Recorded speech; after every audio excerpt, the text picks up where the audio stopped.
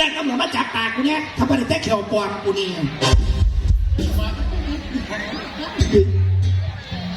ก็มีอย่างนี้กูหมักม่วงว่าจ้าหมักม่วงว่าจ้าผัดบ้องกับแม่ผัดบ้องทอนก็ค่ะให้ดูกระท่ากับมีเด้อนี่หวัดให้ดูพวกตะกอน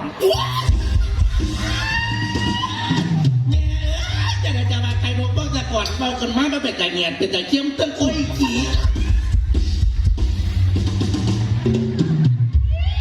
ลาอีแม่หน่อยมันอีแม่ลูกเอาแบบนั้นก่อนยีมาตีไปผมจะไปลูกว่าจะปิดจะมาแจกลูกลูกก็ปิดได้ถ้าเข้าใจมาเมื่อเปิดวงเนาะเอาไงเอาค่าเกี่ยวปลอมขอบคุณพี่ใหญ่ค่ะพี่สาวเขาตีผู้จัดการไงเขาผู้จัดการไงมาท่าเข่าขึ้นหน่อยจัดจันเดี๋ยวคุณก็สงสัยอย่างอีกว่าหนาอลังการโซ่มาแล้ว2 คนมองว่าหนาเสียงมี6คือว่าท่านเดือดโฟหนาอยู่มันก็จะเป็นไฟฝันสูงเนาะขอเบาอย่างเนี้ยเดี๋ยวกูให้ตอนนี้จะกูหักขึ้นเด้อขอเบาอย่างเนี้ยกูให้ตอนนี้กูหักขึ้น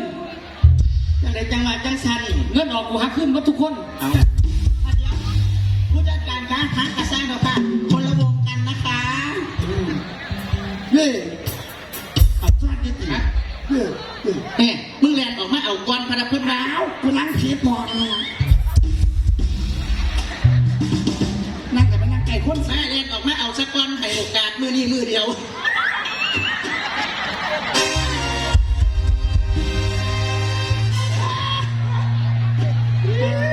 แล้วมึงแดงออกมาหาพอมึงหาคิดจะมาเพื่อเห็นมันเรื่องข่าวเมื่อกี้นี่ว่าหนาเอ้ยไม่ยังอีกวันนี้พูดอะไรล่ะฮะนี่ค่อยผัวคอยเรายังอยู่น้ำเท้าอยู่ติ่งไม่จังใดเอามันขึ้นแม่มือบ้านดีว่าจัดดีขึ้นมาบ่ได้มาอยู่ประจำดิเป็นยังมาเอาพวงมาไล่ซื้อกันนี้ว่าจี้มันก็เนี่ยเอาพวกเราเป็นตาไงกันจะเสียกระเด็นพวกมาได้น้ำมูบางงานพกคือพ่อกูพ่อเมฆเอาที่5เนี่ยเอาตะเพื่อนพดนี่ก็ได้นั่นเห็นบ่และขายยังก่อนค่ะขายแล้วขายใครหนูเพื่อตะก่อนด้วยนี่อีแม่หน่อยไม่ปีนะลูกไปนั่งกินไม่ใช่ข้าเป็นอะไรจิตใจจะเหยียบจิตตมมา8 ศาสตร์ฉันท่านนี่มาบ่มีมารยาทแท้เบิ่งบ่แม่ข้าผู้คนอยู่ของขายอยู่หน้าด้วยที่มันก็มารยาทดีแต่คุณน่ะมึงจะไม่เอาชุดหนาได้ที่ไหนครับจังใดยืนบางพี่น้อง3 นาทีแล้วพันลูกหนีมองไม่อยู่โดยเฉพาะส้มขายลูกโป่งต่างไล่สุดเข้าไปสั่นองลงขอโทษด้วยค่ะฝนตกขี้ตมมันเละแต่ฉันบอกว่าขายจุดนี้มึงจอดอยู่ในสักแก่ก็เดี๋ยวมึงมาสั่นหมอลำอยากสิตายกับมึงมาซื้อกินว่าซื้อจะเบาไปอย่างเงี้ยกูจะเบื่อไปดิ้วเลยลูกสาวก็สวยของแม่มีป่ามึงสดยางปะครับมีแต่ป่ามึงแข่งจ้าป่ามึงแข่งผมคือผมมีเขียวไงลามีบักเก่าแล้วก็เย็นไหมมามีแต่ได้ยี่3 ขวดกระเจี๊ยบพึ่งกันมีจ้าไม่อีสามปะนะแต่เก่าแล้วกูจะว่ามีปัญหายำด้วยนี่ถอดแกจุกแบ่งถอดบล็อกนี่คือพอกินเนี่ยมันนี่เห็นไหมเจ๊นี่นะ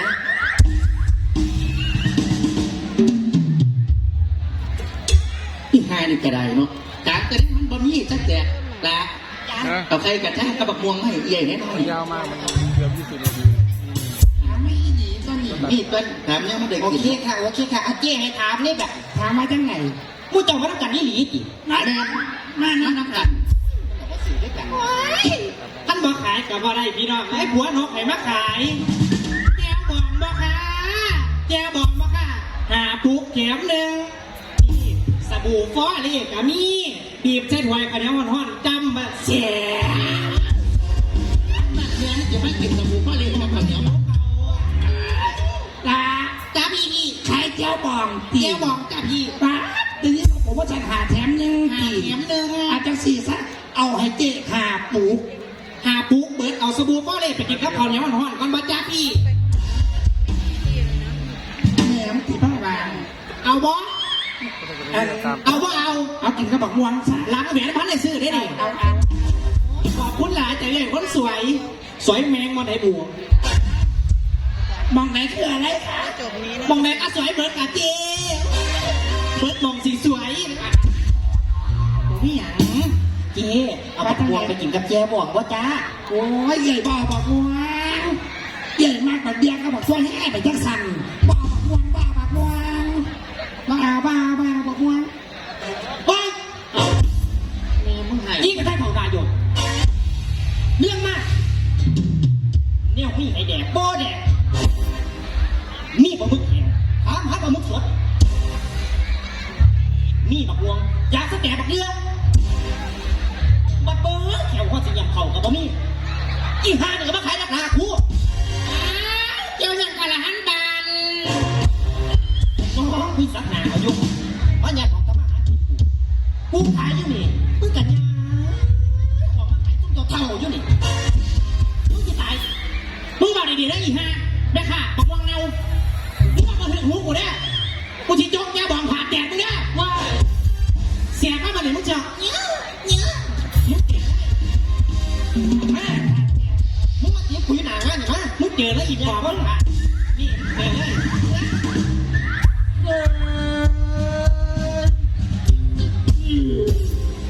ซุปเปอร์ไฮแค่ขายก็เพี้ยนกัน ซุปเปอร์มีน้ำใจเว้ยจังไหนจังหวัดจังสันเดี๋ยวเพิ่งจะของเนตีบัตรจะของมีน้ำใจทักซาจิไปภาษาจะฆ่าข้าเจ้าเอาขี้ตมมาเปะสาดชื่อมึงกับขี้เดียถ้าอยากจะมาเรียกว่าข้าหยาสาวภาษาหยากูใช่เขาบ้าล่างมึงก็ยังเรียกยิ่เปลี่ยนโอ้ปากปากที่ไหนมันก็จะแย่งตำรวจจับปากซูยี่หลีหน่อย เอาเอกทีเอกสายมาดิเอกเอาไปฉีดปากมาดิคนอนุญาตได้ข่าผู้ได้จิพูดได้กูได้ขึ้นก็แล้วกันละเอามาเรื่องจะมาโดนภาษาเพื่อนมันเป็นเรื่องจากของเอามาเร็ว เร็วๆเด้อก็จะให้ตลกยกไปไปต่อฟ้าเอาแห่กันเด้อ ๆมึงสเต็มบอสแค่มาเขาจะกับโพดามุตู่มือโอ้ยแล้วอาเสียเสียหนีมันดินั่นแล้วทั้งไหนอีกคนว้ายขอบคุณเนี่ยที่ยังจ่ายเอาไปนะคะไปไม่ยังไง ไม่ยังอีกบัดนี้ไม่ยังอีก พลังกูใส่ ผู้ใดยางลงไปหาหน้าบัดนี้ไปหาผู้ใดบัดเนี้ย ชะนีเอาไปหาชะนี เร็วๆฟ้ามาให้ฟ้าขึ้นมาลูกคอยโอ้ยให้มาทุกคนอยู่ เอาไปเอา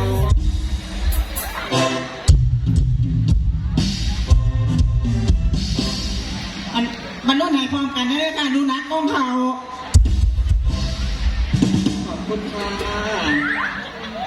เป็นอย่างที่ว่ายังถามกันละร่วมมาให้กันบาดเดียวล้นจังเร็วเลยเร็วๆลูกมันสุกแล้วไงไปไหมแม่แม่จากจัตุขอบคุณนะคะ เขาคือว่าขายปากกระโปรงไฟออกพันชายเลยจะจูดเส้นแตกทุกปอด เอาเนี่ยนี่แม่เดือนจากลีกูได้ยี่นี่ก็ได้แม่ติ๋มแม่เดือนขอบคุณค่ะ โอ้ยอยากแห่หลังห้างก็ได้ดอกก็อยากได้เงินของเงินเลยเลิกขายดอกผ้ามา ผู้ใดพลาดมึงว่าปีนะจ่อปากกูมาเบาปี ไปคิดโอ้นักช็อป อีเที่ยวอีหาเนี่ยเอามือออกเดี๋ยวนี้เอามือออกจากเขาเดี๋ยวนี้เลี้ยวมาแล้วไงดอกลูกไปตายแล้วผู้ใดอยู่หันบานนี้ โอ้ยไม่ถึงเขาพันนี้หรอก อย่าหอมแก้มลูกไปเด้อ โอ้ย ทำไมหอมโรตี หอมแล้ว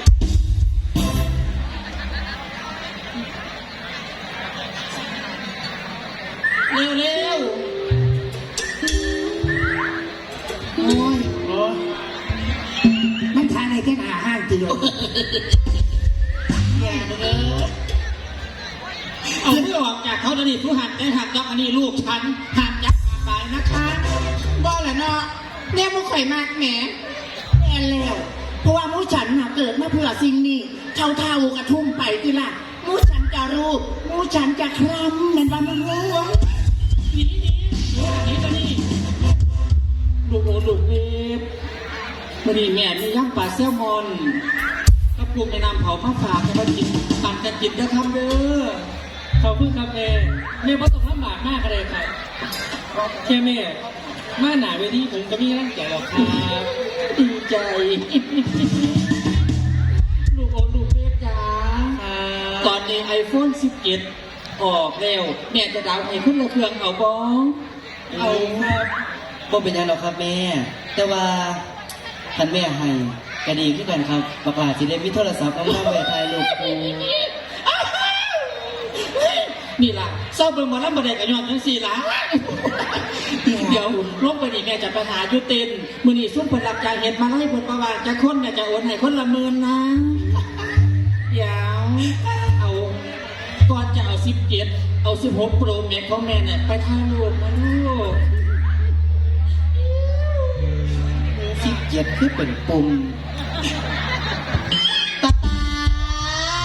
ครับมา ป๊าจับกล้องนะคะ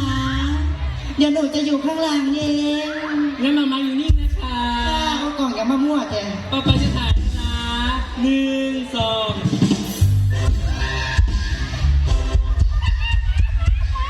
2 มันแค่คิดเลข พี่น้องมันเก็บเสียของมาบางอันนี้มาเบิ่งคนผิดหลังซ้ำเท่า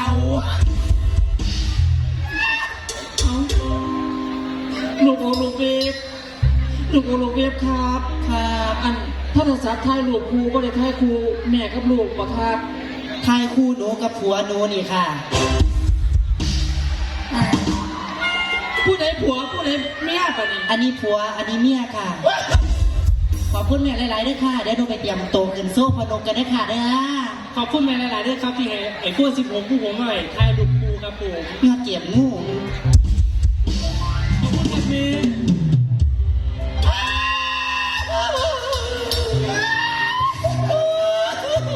อยากตายกูอยากตาย สมบัติตายมาขาลงมาจังหวะผสมเก็บมัดมาเก็บแม่คักแน่นอนเจ้าพาใส่เจ้าห้องกับห้องเฮาเจ้าเตียงนอนบนคางทุกอยากใช้การคือเราเสียค่าห้องเช่ากระเทยเท่าต้องมาเสียใจ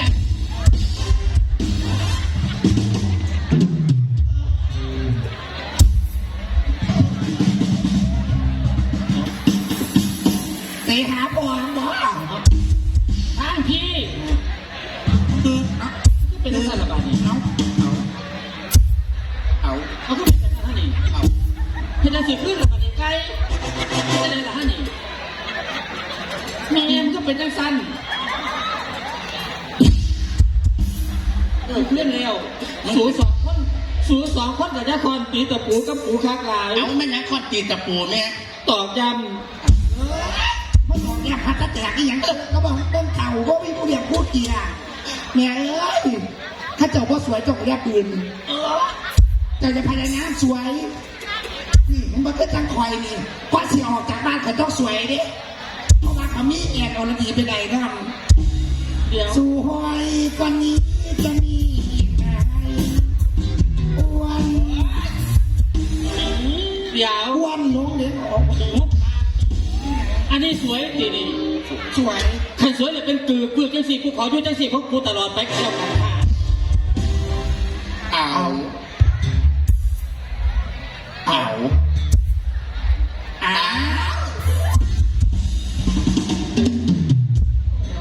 ว่องเอาแต่เงินยิบปอบไปเรียกใครค้อนม้อยกันนะ ไปเรียกกันเฝ้าเอาเงินเฝ้าเร็วพูดต่อไปถ่าออกยุบ ขอบคุณค่ะนะคะก่อนที่จะไปสาวตลกหมอลำขอ ให้คตินะคะกับผมที่ปึกๆเอา ขอแปดขอคิดกับพี่น้อง ค่ะ โดยเฉพาะแต่เทศตนริ้วหรือเทศตนเข่านะคะ ใช่ขอบคุณอะไรกระเทยอันร้านเกียรติแก้วมวดเช็คกลุ่มพระบ้าด้วย นะคะ เอาก็บ้า